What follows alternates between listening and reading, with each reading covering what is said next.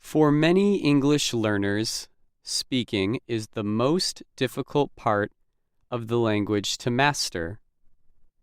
To improve your speaking skills, you need to be able to practice with other English learners or English speakers.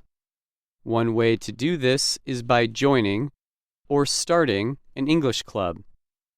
In today's education tips, we discuss how English clubs can be helpful to your language learning process. This is part 1 of a 2-part series on English clubs. In this episode, we offer advice for how to start and organize an English club.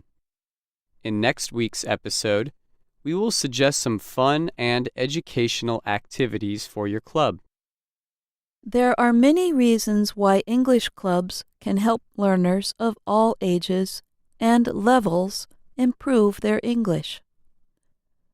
The most important reason is that they offer learners a chance to practice English by actually speaking it. There are other advantages too. English clubs are less formal than a classroom setting. Many learners find them more fun than usual English classes. They also let learners practice English in more real-life situations. This can increase a learner's desire to practice and learn on their own. Bonnie Norton and Ernst von Glasersfeld are learning theory experts. They say that using a language in authentic situations is very important for learners.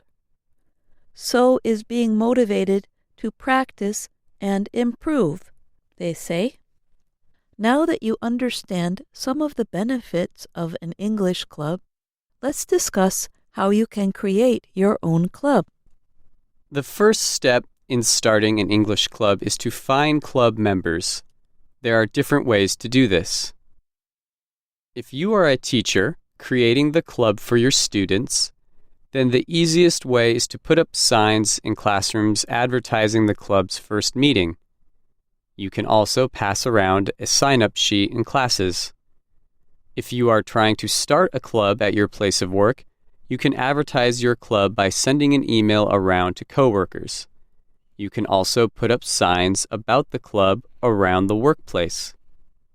If your club is open for anyone to join, you can use the internet to find members.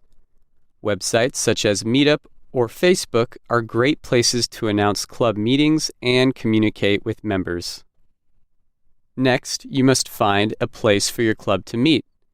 This step is very important. The location of your club will affect how many people come to your meetings. It is important to consider several things when choosing a location. First, how easy is it for members to find and get to the location?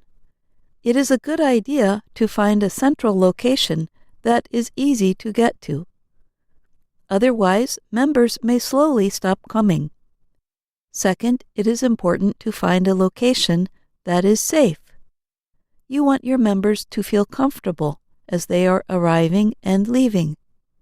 If you are a teacher, the easiest location is probably in a classroom or another room in the school building. English clubs often meet after school or work hours. This can make it easier to find an available room. If you are creating an English club outside of a class or work setting, consider holding meetings at a cafe, restaurant, or bar. These places often have enough space for large groups. Club members coming straight from work or school will also have a chance to eat or drink something. Wherever you meet, make sure to speak with the owners of the business or building and get their permission. The third step is to hold your first meeting. The first meeting is important for every English club. It is a good idea to use the first meeting as a chance to talk with members about logistics. This includes how often and where the club will meet, whether or not there will be membership fees, and how the club leadership will work. Club leadership is one of the most important parts of starting an English club. If you have a good system of leadership, your club has a better chance at lasting. If your club is small enough or more informal, sometimes all you need is one person to lead the club. The main responsibility of the one leader is to organize and lead the meetings. The leader also must communicate information to club members. However, if your club is large, it is a good idea to have a group of people that can help run the club. This kind of leadership is useful for many reasons.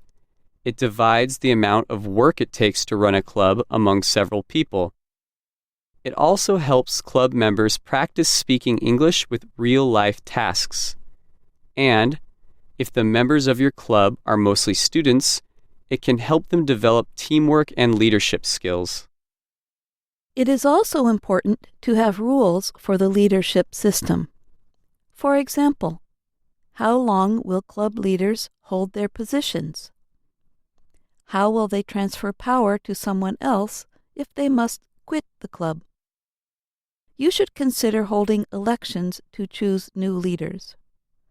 Whatever leadership system you choose, the goal of an English club remains the same: to keep your club members motivated to continue participating. So club leaders should not try to do everything themselves. In fact, it is a good idea to give tasks to many different club members. This makes the members feel important. They are more likely to remain committed to the club, and it can increase their desire to learn. English clubs can take many forms and serve many purposes. Following these steps will help any club have a successful start. Join us next week as we talk about fun and creative activities to do with your newly formed English club. I'm Jill Robbins. And I'm Phil Dierking.